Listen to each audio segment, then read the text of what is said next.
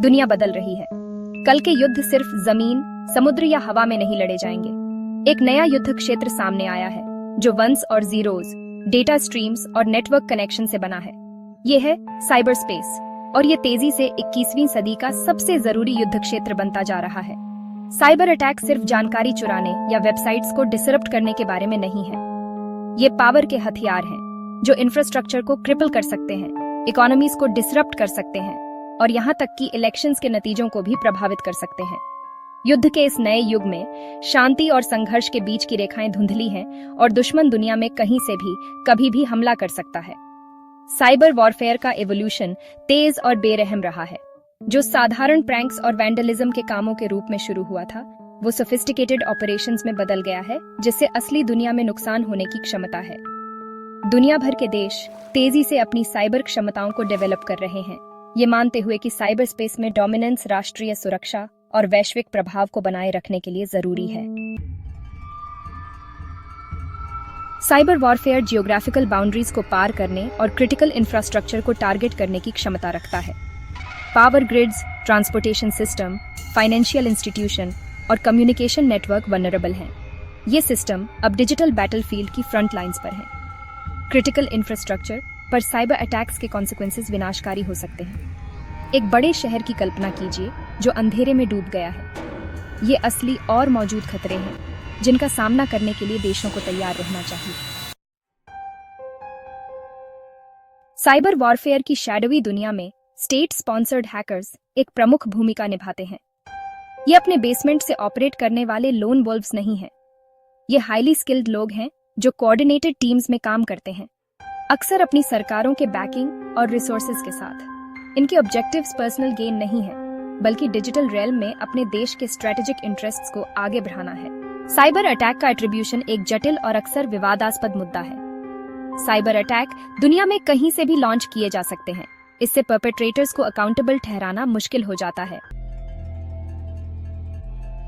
Section 4, digital युग का अस्त्र शस्त्र। साइबर वॉरफेयर वेपन्स और टैक्टिक्स के लगातार विकसित होते आर्सेनल की विशेषता है। हैकर्स लगातार नए एक्सप्लॉइट्स डेवलप कर रहे हैं, एक्सप्लॉइट करने के लिए नई वल्नरेबिलिटीज ढूंढ रहे हैं और अटैक के नए तरीके ईजाद कर रहे हैं। ये कांस्टेंट इनोवेशन डिफेंडर्स के लिए पेस बनाए रखना चुनौतीपूर्ण बना देता है और cyber security research and development में निरंतर निवेश की जरूरत पर जोर देता है। एक आम साइबर वेपन है मैलवेयर, एक व्यापक शब्द जिसमें कंप्यूटर सिस्टम्स में घुसपैठ करने और उन्हें नुकसान पहुंचाने के लिए डिजाइन किए गए कई तरह के मैलिशियस सॉफ्टवेयर प्रोग्राम्स शामिल हैं। वायरसेस, वर्म्स, ट्रोजन्स, रैंसमवेयर और स्पाईवेयर सभी मैलवेयर की श्रेणी में आते हैं। ये malicious programs email attachments, malicious websites या इन्फेक्टेड यूएसबी ड्राइव्स के जरिए भी फैल सकते हैं। एक और आम टैक्टिक है डिस्ट्रीब्यूटेड डिनायल ऑफ सर्विस या DDoS अटैक। ये अटैक्स एक टारगेट सर्वर को मल्टीपल सोर्सेज से ट्रैफिक से भरकर काम करते हैं, जिससे लेजिटिमेट यूजर्स के लिए टारगेटेड वेबसाइट या सर्विस को एक्सेस करना असंभव हो जाता है। DDoS अटैक्स का इस्तेमाल अक्सर बिजनेसेस को डिसरप्ट करने, डिसेंटिंग वॉइसेस को चुप कराने या केओस और कंफ्यूजन पैदा करने के लिए किया जाता है। सेक्शन 5, जब डिजिटल दुनिया में देश टकराते हैं। रूस यूक्रेन संघर्ष ने इस बात का एक सटीक उदाहरण दिया है कि कैसे साइबर वॉरफेयर आधुनिक संघर्ष में महत्वपूर्ण भूमिका निभा सकता है। 14 में संघर्ष की शुरुआत के बाद से यूक्रेन साइबर अटैक्स की लगातार बौछार का शिकार रहा है, जिसने उसके सरकारी संस्थानों, क्रिटिकल इंफ्रास्ट्रक्चर और फाइनेंशियल सिस्टम्स को निशाना बनाया है। इन अटैक्स के लिए रूस को जिम्मेदार ठहराया गया है और इन्हें व्यापक रूप से देश को अस्थिर करने और उसकी संप्रभुता को कमजोर करने के प्रयास के रूप में देखा जाता है। यूक्रेन के खिलाफ cyber attacks sophisticated espionage operation से लेकर डिसरप्टिव DDoS अटैक्स और डिस्ट्रक्टिव मालवेयर कैंपेन्स तक रहे हैं। एक उल्लेखनीय घटना में नोटपेटिया मालवेयर, जिसे व्यापक रूप से रूस द्वारा विकसित माना जाता है, ने दुनिया भर के बिजनेसेस को अरबों डॉलर का नुकसान पहुंचाया, जिससे साइबर अटैक्स के अनपेक्षित परिणाम होने की क्षमता पर प्रकाश डाला गया। रूस यूक्रेन संघर्ष एक गंभीर याद दिलाता है कि साइबर वॉरफेयर एक हाइपोथेटिकल थ्रेट नहीं है, ये एक स्पष्ट और वर्तमान खतरा है।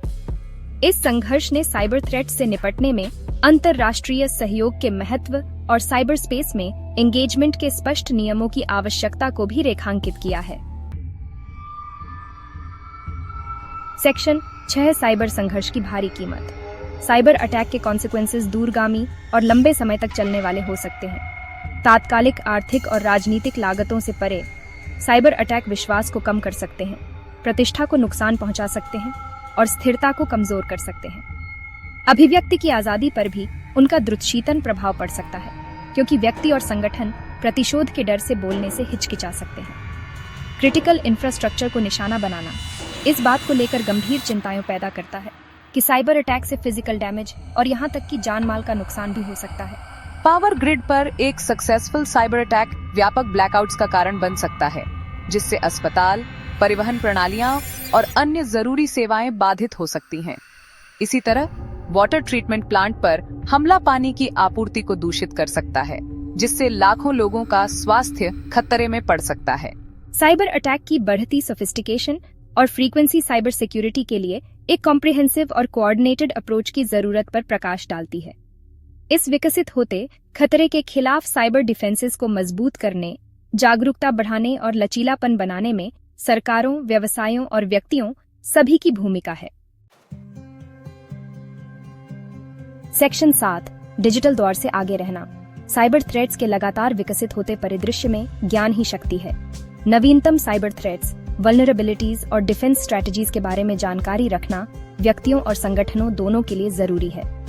साइबर क्रिमिनल्स द्वारा इस्तेमाल की जाने वाली टैक्टिक्स और टेक्निक्स को समझकर हम खुद को और अपने संगठनों को अटैक से बेहतर तरीके से बचा सकते हैं। व्यक्तियों और संगठनों को डिजिटल दौर से आगे रहने में मदद करने के लिए कई रिसोर्सेज उपलब्ध हैं। डिपार्टमेंट ऑफ होमलैंड सिक्योरिटी और cyber security and infrastructure security agency जैसी सरकारी एजेंसियां साइबर थ्रेट्स, वल्नरेबिलिटीज और साइबर सिक्योरिटी के बेस्ट प्रैक्टिसेस पर बहुमूल्य जानकारी प्रदान करती हैं। साइबर सिक्योरिटी ट्रेनिंग और एजुकेशन में निवेश करना भी जरूरी है। साइबर थ्रेट्स को पहचानने और कम करने के लिए जरूरी नॉलेज और स्किल्स से खुद को लैस करके हम इस हमेशा मौजूद खतरे का सामना करने में ज्यादा रेजिलिएंट बन सकते हैं।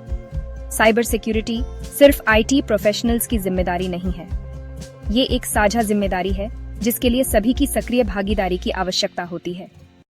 अगर आप साइबर सिक्योरिटी, एथिकल हैकिंग और इस बढ़ती हुई डिजिटल दुनिया में सुरक्षित रहने के तरीके के बारे में ज्यादा जानना चाहते हैं, तो सब्सक्राइब बटन दबाना न भूलें और नोटिफिकेशन ऑन कर लें, क्योंकि इस चैनल पर हम आपको वह ज्ञान और उपकरण देने के लिए प्रतिबद्ध हैं जिनकी आपको डिजिटल दुनिया में सुरक्षित और सिक्योर तरीके से आगे बढ़ने के लिए जरूरत है। सावधान रहें, सुरक्षित रहें।